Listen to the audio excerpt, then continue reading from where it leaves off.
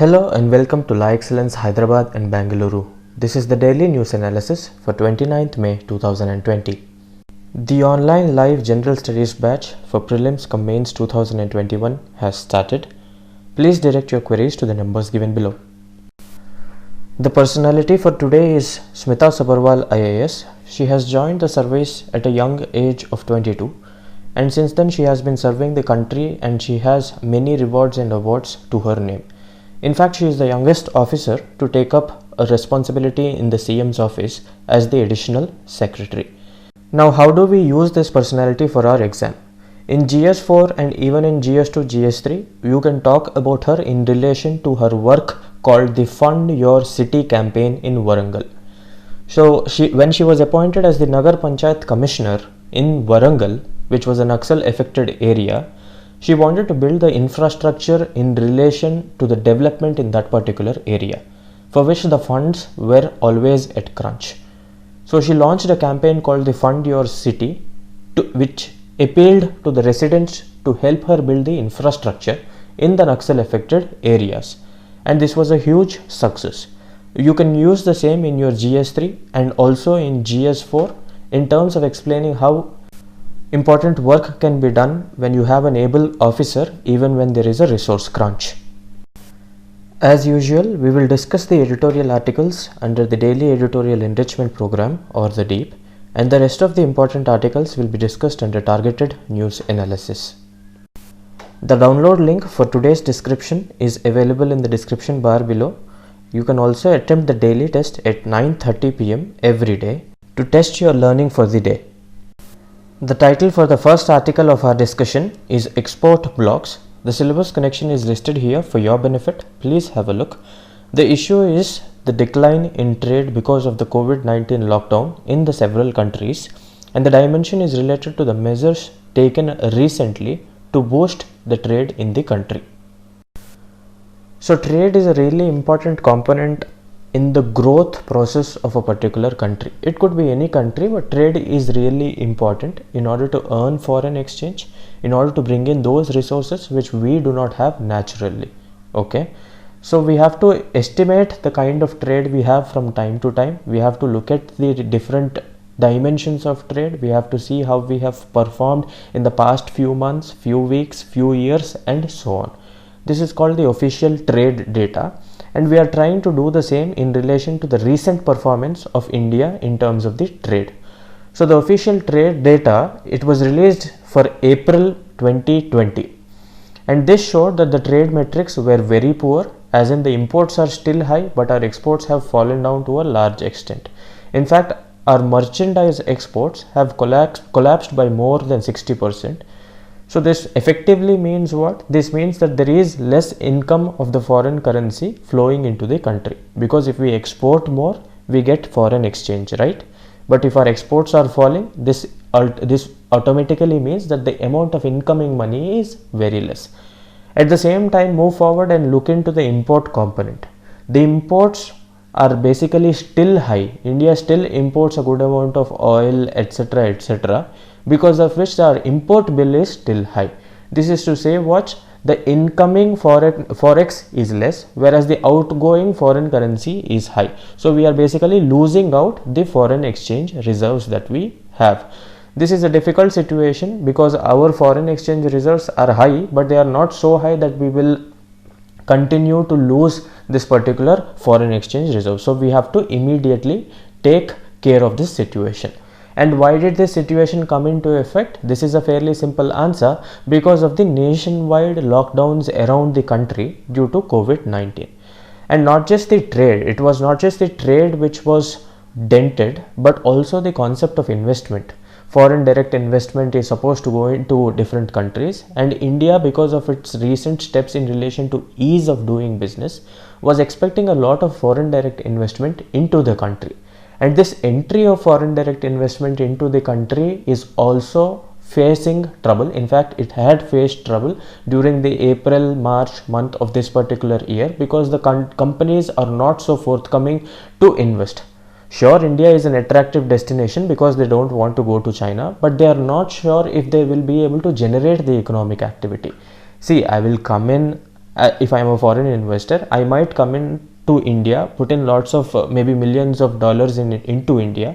But once I create my manufacturing plant, or once I create my supply chain, what if I'm not able to generate enough business? What if the goods I generate are not purchased by India or the world as such? Because that is a situation that is possible because of COVID-19. All the supply chains are disrupted. So even if I come into India with a lot of investment, what is the point of investing in India when I don't know if I will generate enough business? So foreign direct investment also was quite skeptical to come into India. So in such a situation, we have tried to revive the economy through the economic stimulus package of 20 lakh crores overall. We all know about that. But there were certain steps that have been taken by the government to rejuvenate the export sector. On one hand, the Exim Bank is being provided with a 15,000 crore liquidity facility. So we are trying to infuse capital or liquidity into the Exim Bank. So this Exim Bank will be able to provide more loans for the exporters, so that our exports from India to outside is going to increase. Let's say I'm a garment exporter. I try to source different kinds of clothes from within the country, and then I want to send it to outside the country. Maybe I want to send it to Europe. This whole process requires some money, and for this to be possible, I take loan from the Exim Bank. And if this Exim Bank is providing me with this loan, this is basically an incentive for me to be an exporter and to generate this business and also export my goods from India to outside the country. Now this Exim Bank, if it does not have enough money, obviously I will be at loss. So in order to prevent such a kind of situation, in order to help the exporters who want to get into the market, who wanted to get back into the business, this 15,000 crore liquidity facility has been launched by the Reserve Bank of India. On the other hand, the government on its part is trying to provide this stimulus through ease of doing business. Several reforms are being taken in order to improve the ease of doing business in the country, and the hope is that this is going to increase the investment into the country.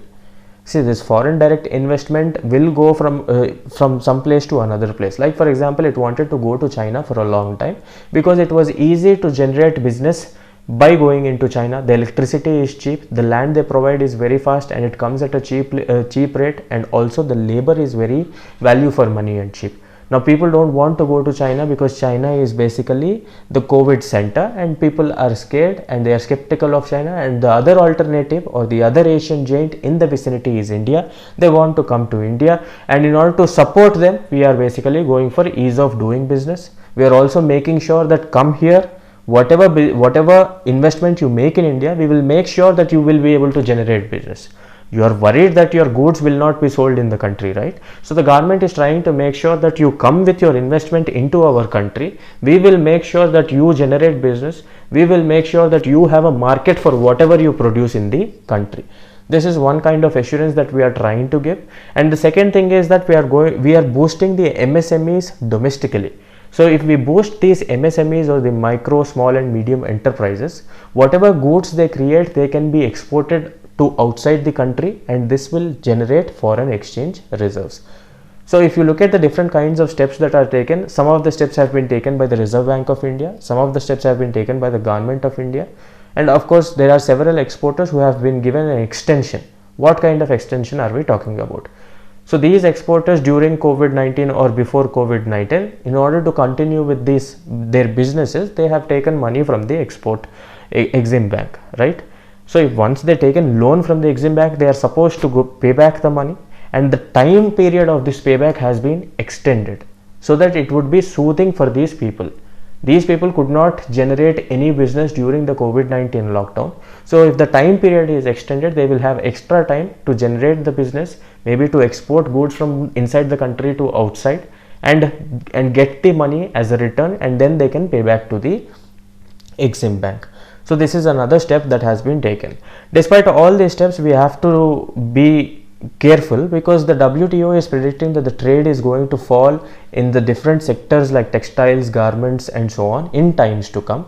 The worst is yet to come, so we have to brace for impact is what this article is trying to tell us. So this article says the way forward is to not just come up with these measures of government and Reserve Bank of India to boost the exports and to curtail the imports, we also have to make sure that these stimulus packages have great efficiency. Okay, that is what this article says. Now let's move on to the next article. The title of the present article is For a Reset in India-Nepal Relations. The syllabus connection is listed here for your benefit. Please have a look. The issue is related to India-Nepal relations and the dimension is related to the boundary dispute and the political discourse. So this particular article talks about how the relations between India and Nepal have worsened and the reasons for the same and why Kalapani has become such an issue at this point of time. Because if you see, Kalapani is not a new issue. It has been there between India and Nepal for quite some time. But why is it coming into the forefront? Why is it coming into the center of attraction at the moment? So this Kalapani, as we all know, it is quite close to the Lipu Lake Pass. We have discussed about this in the previous daily news analysis. Quite close to the Lipu Lake Pass, and it is quite close to the Indo-China border. And the dominance on Kalapani is very important for strategic reasons. This is one reason why India is trying to claim Kalapani. But the other reason is that Kalapani was demarcated by the British, as in after the Treaty of Sugauli in 1816, the border between India and Nepal has been demarcated, and this border was not properly demarcated. Over a period of time, several other British surveys came. Some of them have placed Kalapani in Indian territory, some of them have placed Kalapani in Nepalese territory, and some of them have not talked about Kalapani at all. So this is the source of contention. Over a period of time, as time passed by, the countries realized that this Kalapani area is basically a grey area and they are claiming this particular area. India says that Kalapani is a part of India based on the Treaty of Sugauli. Nepal says that this is not a part of India but it is a part of Nepal based on so and so British survey. So this is the basic issue. Why is Nepal raising the issue at this point of time? You have to look into the domestic issues in Nepal in order to understand this situation. So Nepal has been going through a process of democratic transition. It was initially a monarchy and then it was trying to frame its own constitution and it wanted to set up its own egalitarian social order. And in the process of doing so, every now and then it used to face some problems. And at this juncture, whenever it faced problem, it wanted to unite everyone in Nepal on a common thread, and that common thread was anti-Indianism. Okay, like for example, if you look at the way in which the dictators of Nepal have behaved, as in the monarchs of Nepal have behaved, whenever they had trouble internally, they wanted to unite the people around a common issue. That common issue was anti-Indianism. They wanted to set up a nationalism in Nepal, and this nationalism was seen as the second side of the coin, which has the first side as anti-Indianism. That is what countries usually do. Whenever you have a problem, your people are not having faith in you, so you unite them by saying that there is an external threat, and that threat in this particular context is India. This is what has been done by King Gyanendra, it was done by King Vijayendra, and so on. This article goes into the depths of it. We don't really need it. But this is the reason why the Nepalese monarchs have been behaving in such a way. The same is the situation at the moment. So when a new government was formed in Nepal, Mr. KP Oli or the Prime Minister Khadga Prasad Oli, he had some security of tenure for the first 2 years. As in, the constitution of Nepal says, if you become a prime minister, for the first 2 years of your term, nobody is going to challenge your role. There is going to be no confidence, as in there won't be any no confidence motion to challenge your role. But these 2 years have expired and people are having some kind of dissent against his government because of COVID-19 situation, because of the way in which the economic troubles are being handled. And in such a situation, in such a turmoil, he is again trying to create a nationalistic idea within Nepal, and in order to do so, he is projecting an external threat, that is India. India is trying to take away our territory, it is trying to take away Kalapani, so we are supposed to unite and fight against India in such a situation. This is one thing that is leading to the Kalapani issue. The second thing is that Nepal has always played between India and China. Whenever it had trouble with India, it has said that we will now speak with China, we will negotiate with China, we will do our deals, we will improve relations with China because you are not helping us anyway. And they did the same thing with China. So they are playing between India and China for their own benefit without having a principled stand.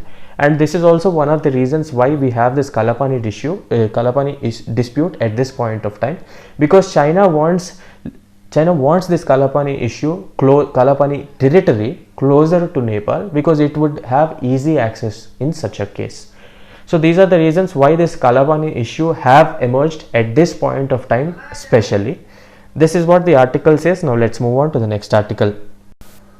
The title for the present article is From a Standoff to a Stalemate. The syllabus connection has been listed here for your benefit. Please have a look.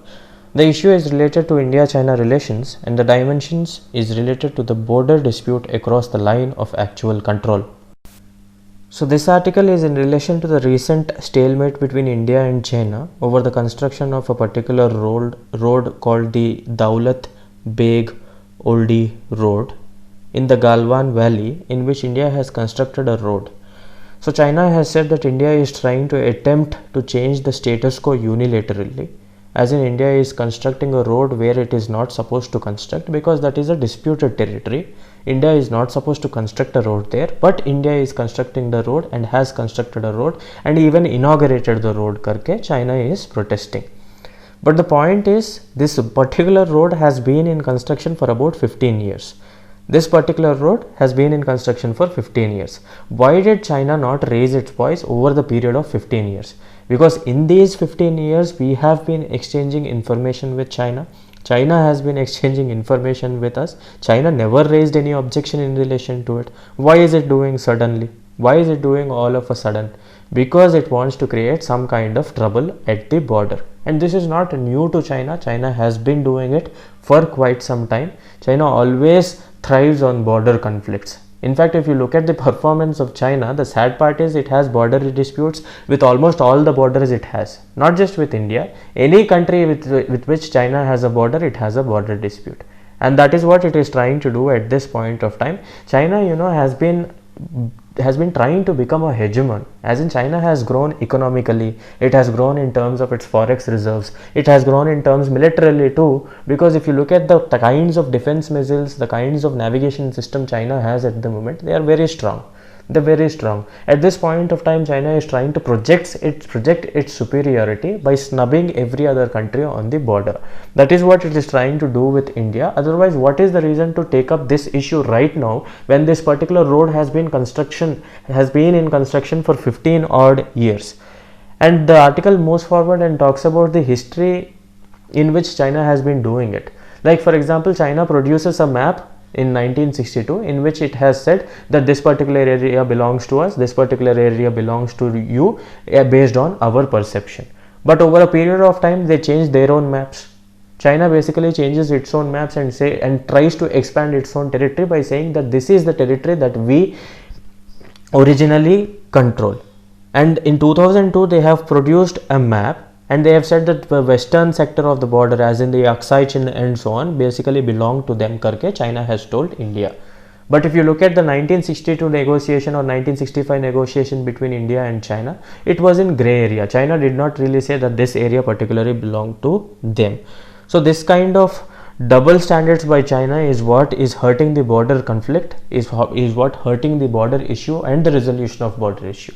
See, if you want to resolve something, both of them have to be reasonable. Both of them have to use the process of give and take, right? And when there is no such quid pro quo, there won't be any solution.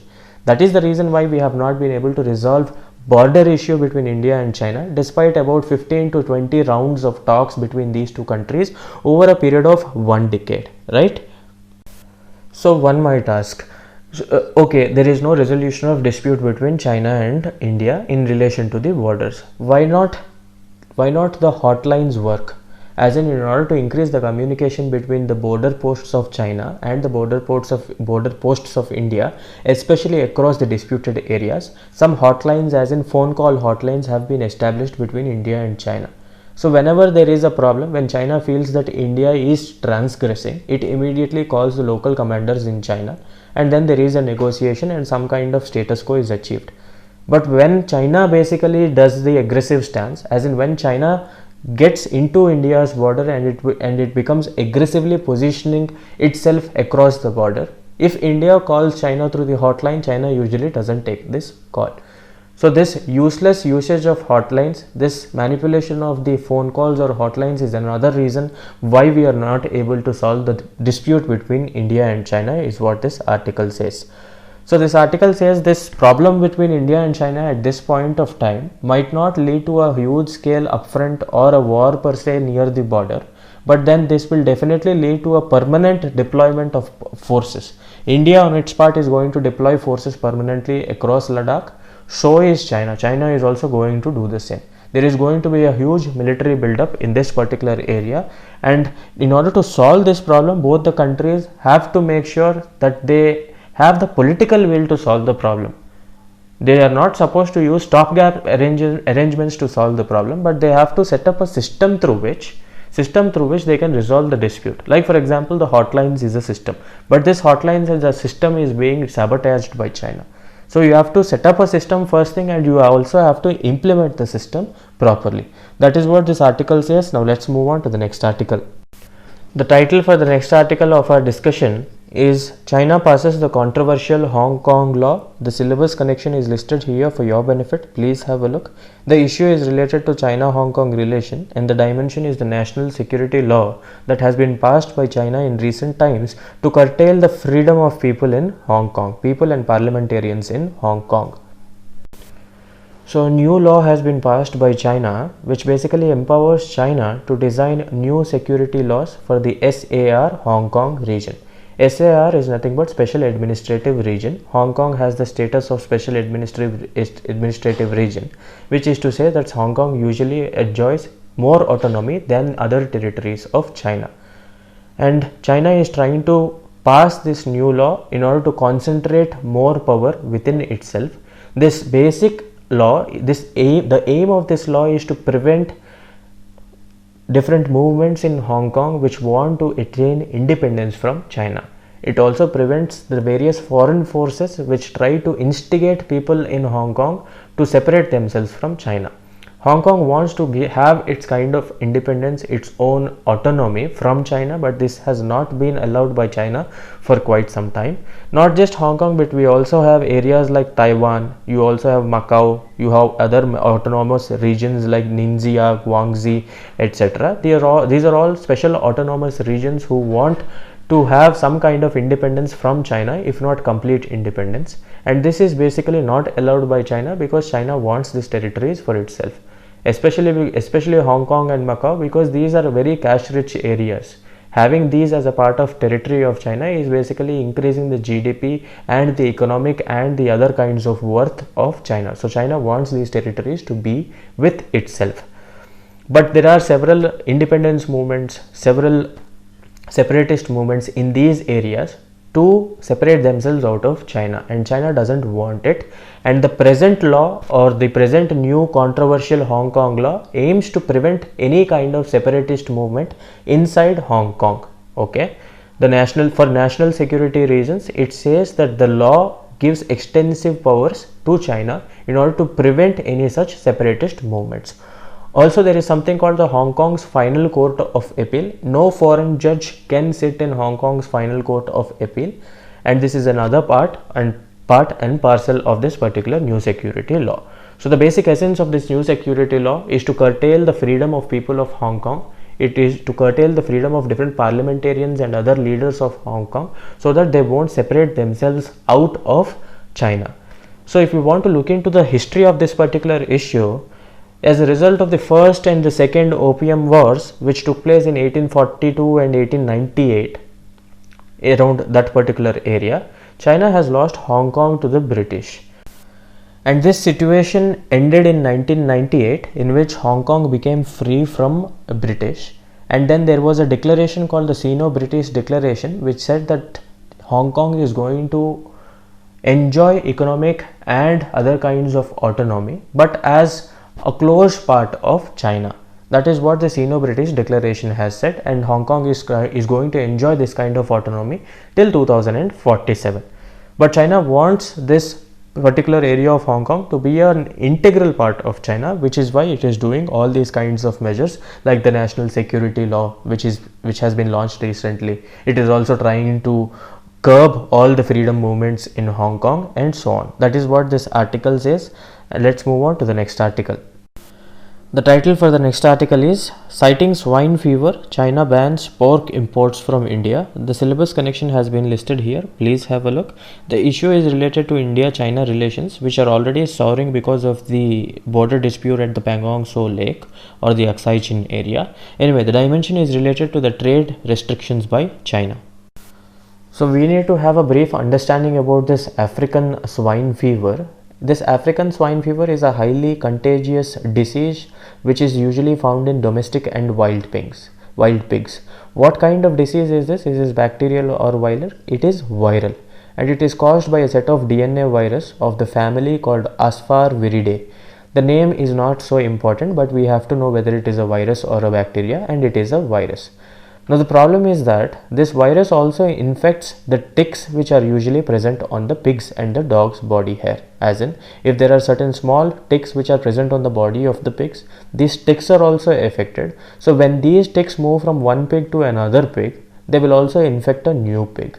Okay, so this is how this particular disease spreads from one pig to another pig, and once the pig is affected, it is going to lead to a severely high fever. There is going to be a loss of appetite. There will be severe diarrhea and so on.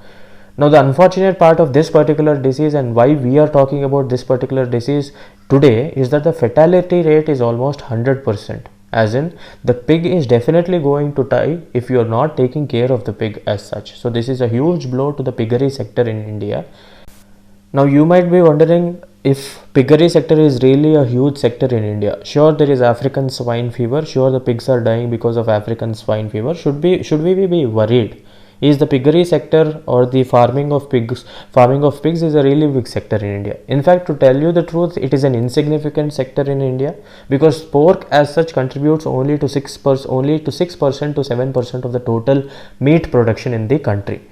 But the important part is, after the pink revolution, commercial pig farming has become really important in areas like Maharashtra and the eastern part of the country, West Bengal, Meghalaya, Nagaland, Tripura and so on.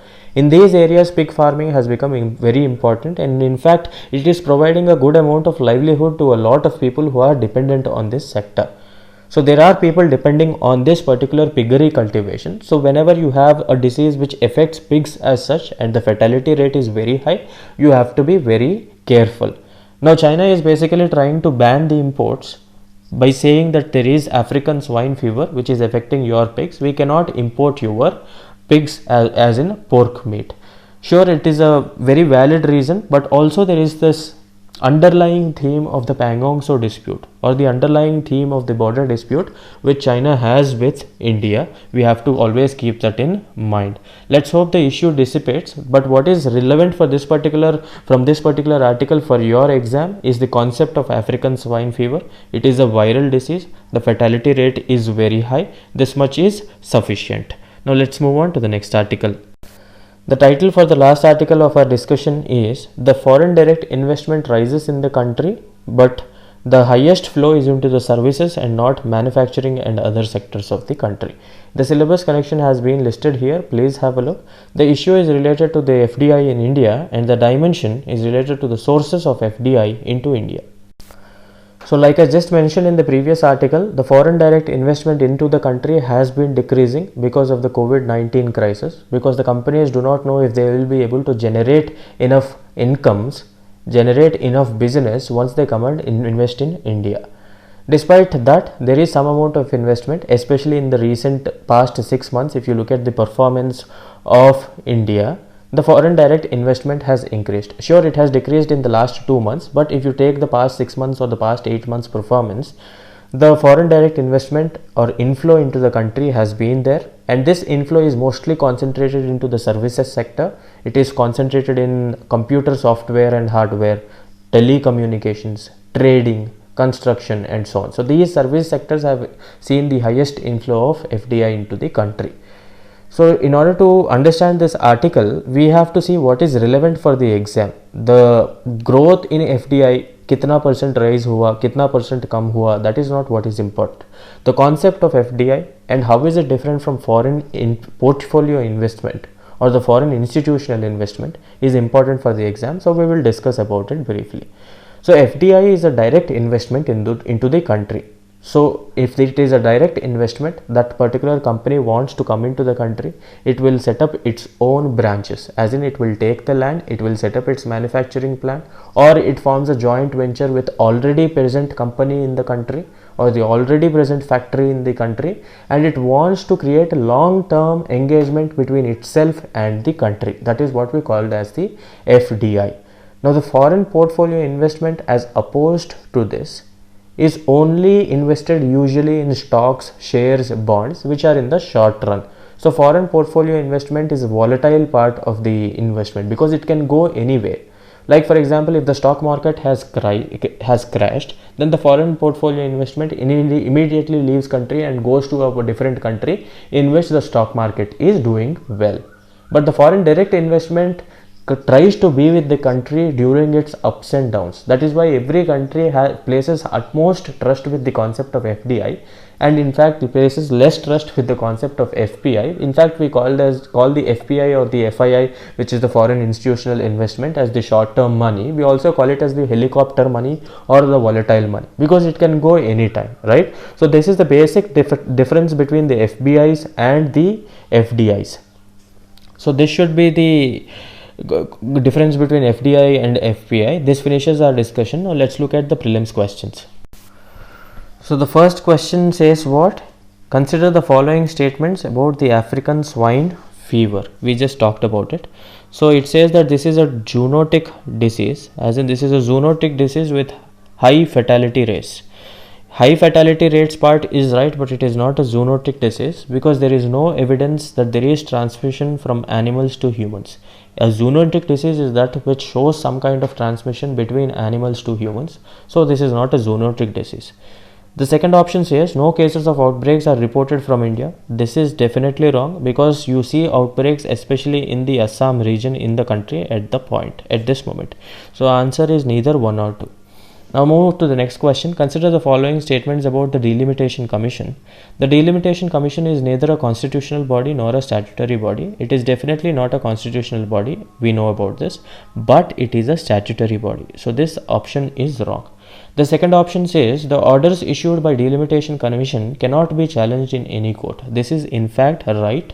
So the option is only B, or the second option. So this should finish the discussion for the day. Thank you for your participation. We'll meet again.